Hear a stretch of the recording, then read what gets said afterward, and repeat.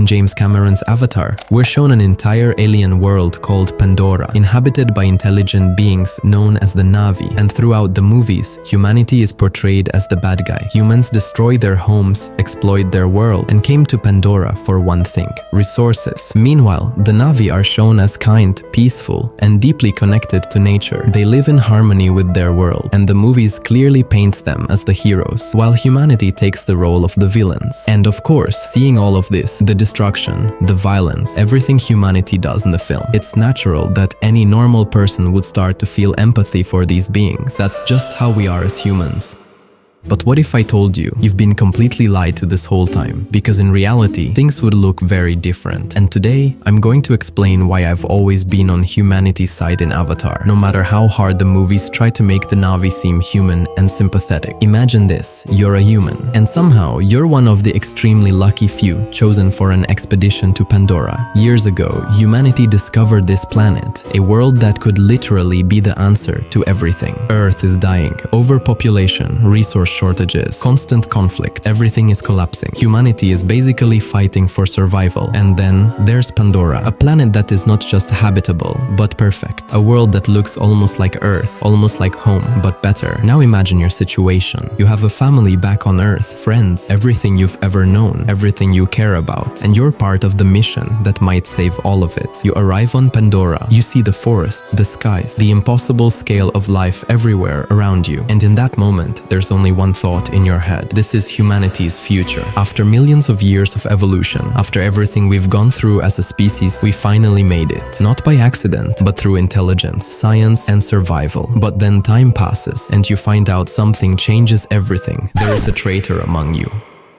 Honestly, Jake Sully is basically just an average person. I understand why he did what he did. He had nothing left on Earth. Pandora gave him a second chance. Before this expedition, he was a disabled veteran. His life was going nowhere. Suddenly, he has new legs, a new body, new experiences, and for the first time in a long time, a new purpose. But even then, I still don't understand why he chose to betray his own species for a bunch of aliens. For humanity, Pandora is literally the greatest discovery in history. It's the first proof that alien life exists, the first habitable world we've ever found, a potential second home for our entire species. This isn't just another moon landing. This is bigger than Columbus discovering a new continent, Armstrong walking on the moon, and Gagarin reaching space, all combined. And if Jake had done what he was asked to do, he probably would have become one of the most important people in human history. Anyone involved in a mission like this automatically becomes a historical figure for centuries. And this is where James Cameron does something really clever.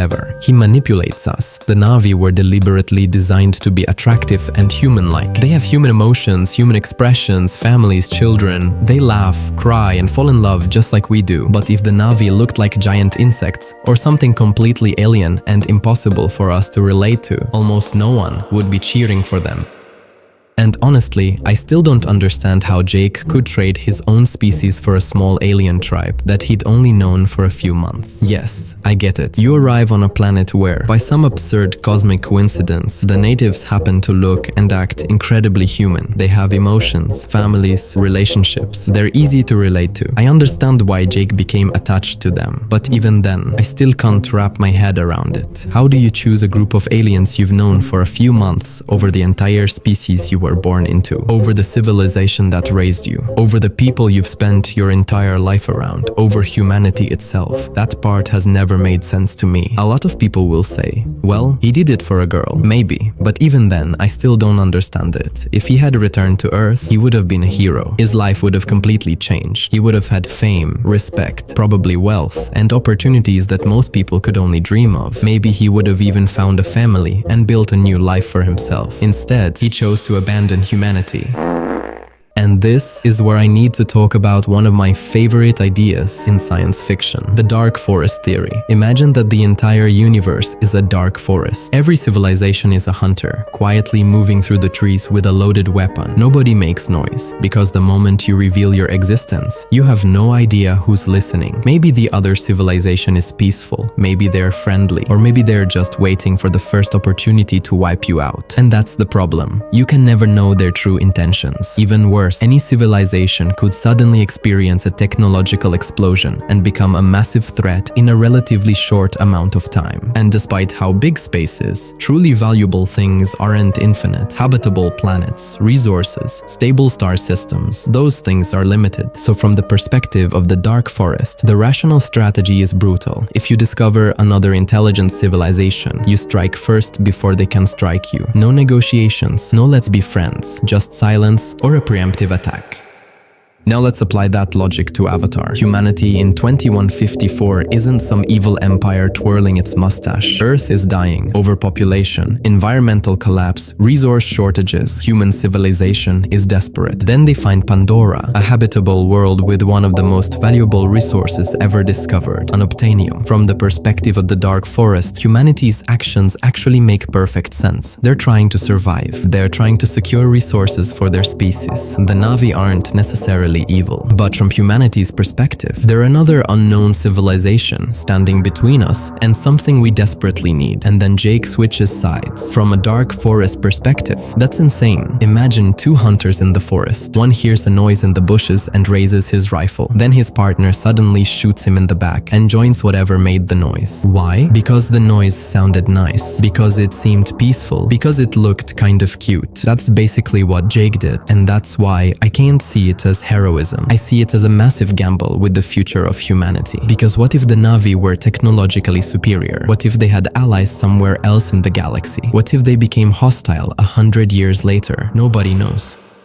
Jake made a decision that affected billions of people based on a few months of personal experiences and emotions. And that's another thing people forget. Humans aren't perfectly rational. We're emotional, we're tribal, we get attached. We want purpose, belonging, and a new family. Jake is almost the perfect example of this. A disabled veteran suddenly gets a healthy body, a new life, a girlfriend, and an entire tribe that accepts him. Of course he falls in love with Pandora. Most people probably would, but understanding why he did it and agreeing with it are two completely different things. Because if your species is on the edge of collapse, survival comes first. And despite all of humanity's flaws, our wars, our greed, and all the terrible things we've done, we're also the species that built science, technology, medicine, and spacecraft. We're the species trying to reach the stars. The Na'vi live in harmony with nature, and that's beautiful. But humanity is the civilization that can carry intelligent life beyond a single planet. And if Earth is truly dying, then walking away from a resource that could save billions of people isn't noble. It's a luxury humanity might not be able to afford. So when I look at Avatar, I don't see a story about evil humans and good aliens. I see a story about a man who chose a small alien tribe he'd known for a few months over his entire species. And honestly, I still don't understand that choice.